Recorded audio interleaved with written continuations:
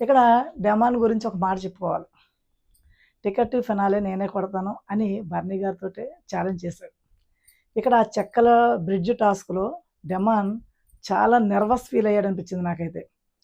ఎంత ఫాస్ట్‌గా తీసుకొచ్చాడు కానీ, అక్కడ ప్రెషర్ తీసుకున్నాడు. బాగా ప్రెషర్. ఆ ప్రెషర్ మైండ్‌కి తీసుకోవటం వల్ల పట్టవని మైండ్‌కి తీసుకున్నాడు.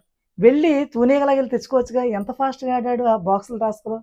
మరి అలా ఎళ్లి తెచ్చుకోవచ్చుగా. కానీ అక్కడే స్టక్ అయిపోయి, ఇంక నేను ఆడలేనేమో, నేను ఓడిపోతానేమో, భరణి గారు పెట్టేస్తున్నారక్కడ అన్న మైండ్ సెట్‌తో తనెందుకో వెనకడుగేసాడనిపించింది. భరణి గారిని మెచ్చుకోవాలసలు. సూపర్‌గా పెట్టారు. ఆయన ఏజ్‌కి ఏదైనా సరే చాలా బాగా ఆడుతున్నారు. దివ్య అనే ఒక పర్సన్ వెళ్ళిపోవటం వల్లే ఆయన చాలా బాగా గేమ్ ఆడారనిపించింది నాకైతే. మరి మీకేమనిపించింది కామెంట్ చేయండి. భరణి గారి మీద గెలిచేస్తానన్న కాన్ఫిడెన్స్ ఉంది. ఈ చెక్కలో నాకు లక్ కలిసి రాలేదు అని బాధపడుతున్నాడు. మొత్తానికి కొంచెం ఓవర్ కాన్ఫిడెన్స్ వల్ల, కొంచెం నెర్వస్ ఫీల్ అవ్వటం వల్ల డెమాన్ అయితే ఈ గేమ్ ఓడిపోయాడు. టికెట్ ఫినాలే రేస్ నుంచయితే బయటికెళ్ళిపోయాడు.